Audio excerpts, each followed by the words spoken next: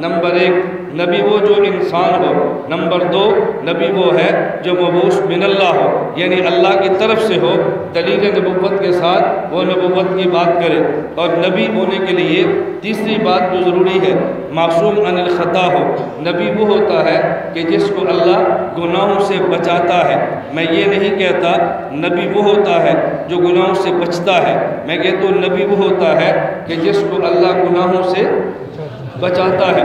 بچنا اور ہے، بچانا اور ہے۔ نبی معصوم عن الخطا ہے۔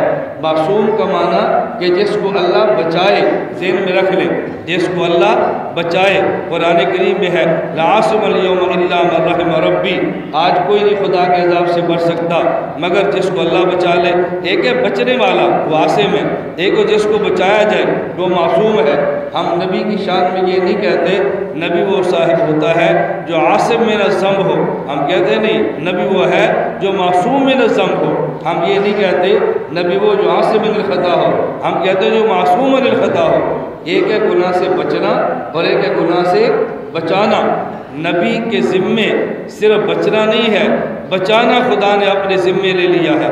اگر بچنا نبی کے ذمے ہوتا تو شاید گناہ ہو جاتا، لیکن خدا نے بچنا نہیں، بچانا اپنے ذمے لیا ہے۔ اور بچانا اپنے ذمے کیوں لیا ہے؟ اس کی وجہ یہ ہے، ہم کہتے ہیں کہ نبی اعلان نبوت خود نہیں کرتا بلکہ اللہ نبی سے اعلان نبوت کراتا ہے۔ تو جو اللہ اپنے نبی سے اعلان نبوت کراتا ہے وہ اللہ نبی کو گناہوں سے بچاتا ہے۔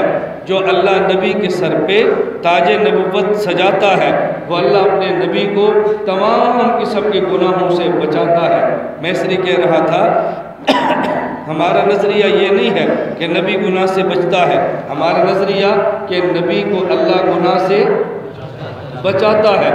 اور اگر نبی گناہ کر لے تو الزام نبی پہ نہ لگے، الزام خدا پہ لگے۔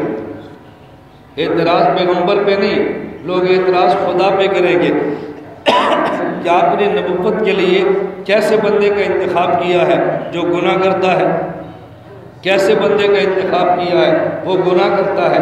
اس لیے نبی صرف گناہ سے بچتا نہیں بلکہ اللہ نبی کو گناہ سے بچاتے ہیں۔ مفروض الاتباع، اس کا معنی پیغمبر کی ہر بات کو ماننا فرض ہے، سمجھ آئے تب بھی نہ سمجھ آئے، بولو نظر آئے تب بھی نہ نظر آئے تب بھی۔ جب میت کو قبر میں دفن کرتے ہیں اتاہ ملکان، 2 فرشتے آتے ہیں، فاقعداہ، میت کو بٹھاتے ہیں، فیقولان لہ، پھر اس سے سوال کرتے ہیں تیرا رب کون ہے، تیرا نبی کون ہے، تیرا دین کیا ہے؟ وہ فرشتہ کہتے ہیں ربی اللہ، انسان کہتے ہیں ربی اللہ، میرا رب اللہ ہے، نبی محمد، میرا نبی حضرت محمد صلی اللہ علیہ وسلم ہے، دینی الاسلام، میرا دین اسلام ہے۔ کبھی قبر میں کسی کو بیٹھے دیکھا؟ بولو، منکر نکیر کا سوال سنا؟ اس کا جواب سنا؟ نہ دیکھا نہ سنا، لیکن نبی مفروض الاتباع ہے، نہ نظر آئے تب بھی مانتے ہیں، نہ سمجھ آئے تب بھی مانتے ہیں۔ ہمارے کندھے پہ کون ہے؟ کبھی دیکھے، کبھی آواز سنی ہے، مانتے ہیں، نظر آئے تب بھی نہ نظر آئے تب بھی۔ حضرت صدیق اکبر اور ابو جہل میں فرق کیا ہے؟